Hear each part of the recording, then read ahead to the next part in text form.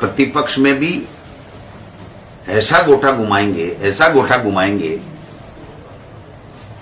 कि इनको छट्टी का दूध याद दिला देंगे, क्योंकि ये तो उल्टे सुलटे फैसले करेंगे। जनहित के फैसले इनकी फितरत में है ही नहीं। कि मंत्रिमंडल बन क्यों नहीं रहा, किसने अंगद का पैर लगा करके इसको रोक रखा है, ये समझ से परे। मुख्यमंत्री जी स्वयं कहते हैं जल्दी हो जाएगा, तो जल्दी का मतलब 5 साल माने, 12 महीने माने, 6 महीने माने, नया साल माने, क्या माने, उनको क्लियर करना चाहिए। चाय की थड़ी पे चर्चा हो रही है कि भाई ये हुआ क्या, ये नया प्रयोग मोदी जी ने और नड्डा जी ने, अमित शाह जी ने किया, तो क्या ये नया प्रयोग ये भी कर सकते हैं कि मंत्रिमंडल बनाए ही नहीं, भजन लाल जी से चलाते रहे, ये भी नया प्रयोग कर सकते हैं।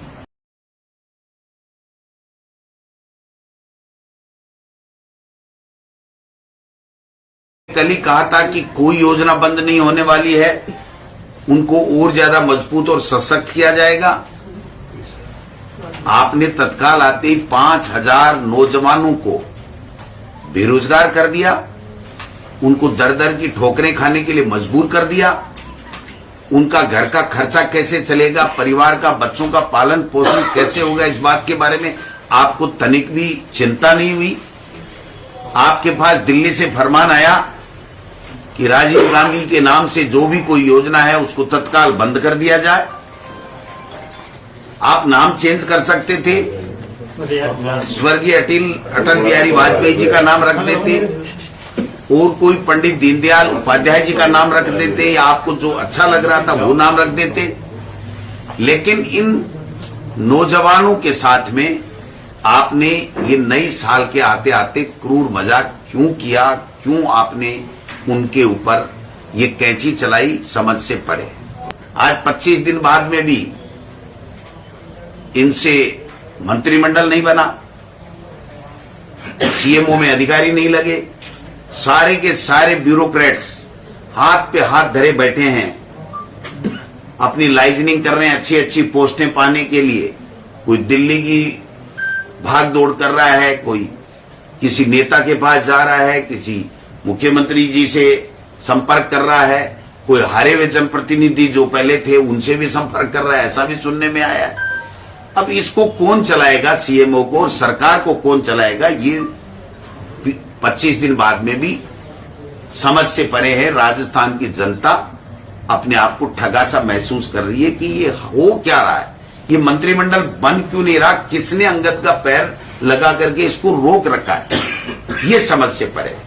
मुख्यमंत्री जी स्वयं कहते हैं जल्दी हो जाएगा, तो जल्दी का मतलब 5 साल माने, 12 महीने माने, 6 महीने माने, नया साल माने, क्या माने, उनको क्लियर करना चाहिए।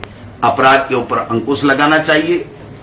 जो 100 दिन की कार्य योजना बनाने की इन्होंने शुरुआत दूसरे दिन ही बात की थी, मुख्यमंत्री बनते ही एक भी विभाग की कार्य योजना 100 दिन की नहीं बनी है। ये 100 दिन की कार्य योजना बनते बनते 100 दिन पूरे हो जाएंगे, और ये नहीं हो कहीं मंत्रिमंडल बनते बनते और मंत्रालय मिलते मिलते भी 100 दिन पूरे हो जाए। ये भी अब लोग बात जो है चर्चा करने लग गए हैं। चाय की थड़ी पे चर्चा हो रही है कि भाई ये हुआ क्या, ये नया प्रयोग मोदी जी ने और नड्डा जी ने, अमित शाह जी ने किया, तो क्या ये नया प्रयोग ये भी कर सकते हैं कि मंत्रिमंडल बनाए ही नहीं, भजन लाल जी से चलाते रहे, ये भी नया प्रयोग कर सकते हैं। अधिकारियों से मेरी बात हुई, वो कुछ भी कहने को तैयार नहीं है, मुस्कुरा के एक ही बात कहते हैं, देखो साहब नया प्रयोग हुआ है, क्या होता है, किसको क्या जिम्मेदारी मिलती है, कौन मंत्री आता है, उसके बाद में हम लोग जहां हमारी पोस्टिंग होगी फिर हम चर्चा कर पाएंगे, कोई जवाब दे पाएंगे। एक तरीके से जिस रामराज के लिए इन्होंने वोट मांगे थे, वो रामराज कब आएगा मुझे पता नहीं, लेकिन अपराध भी बढ़ रहे हैं, कोई जवाबदेही भी नहीं है, नौजवानों को छला जा रहा है, और सब में इतने जल्दी नौजवानों में इतनी जल्दी आक्रोश आ गया, ये किसी ने कल्पना तक नहीं की थी। इसलिए मुख्यमंत्री जी को इन सब बातों के ऊपर संज्ञान लेना चाहिए। 19 तारीख से राजस्थान की विधानसभा है और नेता प्रतिपक्ष का रोल 19 तारीख से शुरू होता है। मैं आपको पूरा विश्वास दिलाना चाहता हूं कि राजस्थान की विधानसभा जिस दिन शुरू होगी उससे पहले नेता प्रतिपक्ष का चयन होकर के बाकायदा वो काम करना चालू कर देगा। हमारे बीजेपी की तरह नहीं है भाई, सबसे चर्चा करके फैसला करते हैं।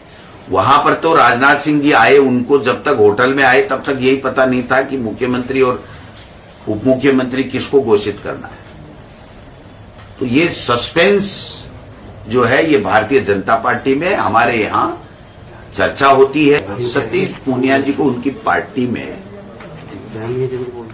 अपनी पार्टी में ये सलाह देनी चाहिए कि ये ठीक नहीं है,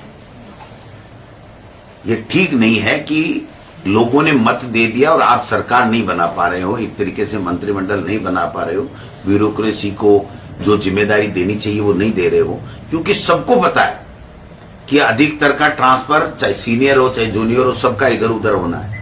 वो अपने विभाग में इंटरेस्ट नहीं ले रहे, तो सफर कौन कर रहा है? राजस्थान की जनता कर रही है, न कि मोदी जी और अमित शाह जी। और तो ये आप समझिए कि उनको हमको सलाह देने के बजाय हम तो हमारा काम चला लेंगे भाई। सरकार भी हमने अच्छी चलाई, अच्छी योजनाएं लेकर के आए, आप सब इस बात के गवाह हैं। आप सब लोगों में से एक ही बात निकलती थी कि साहब काम तो शानदार हुए, विकास अच्छे हुए, योजनाएं अच्छी थी। ठीक है, जनता का आशीर्वाद था, उनको मिल गया। हम प्रतिपक्ष में आ गए, प्रतिपक्ष में भी ऐसा गोटा घुमाएंगे कि इनको छट्टी का दूध याद दिला देंगे, क्योंकि ये तो उल्टे सुलटे फैसले करेंगे। जनहित के फैसले इनकी फितरत में है ही नहीं, इनकी डिक्शनरी में जनहित के फैसले करना है ही नहीं, जिसका नमूना आपने देखा होगा। कल ही मुख्यमंत्री ये कह रहे हैं कि कोई योजना बंद नहीं होगी और ये 5000 नौजवानों को सड़क पे ला दिया, उनकी रोजी रोटी छीन ली। और जो अपराध बढ़ रहे हैं उस पर कोई अंकुश नहीं है, किसी तरह की कोई बात नहीं हो रही है, कोई विभाग काम नहीं कर रहा है, किसी को पेमेंट नहीं मिल रहा है। सड़कें बन रही हैं, ठेकेदारों को पेमेंट नहीं है।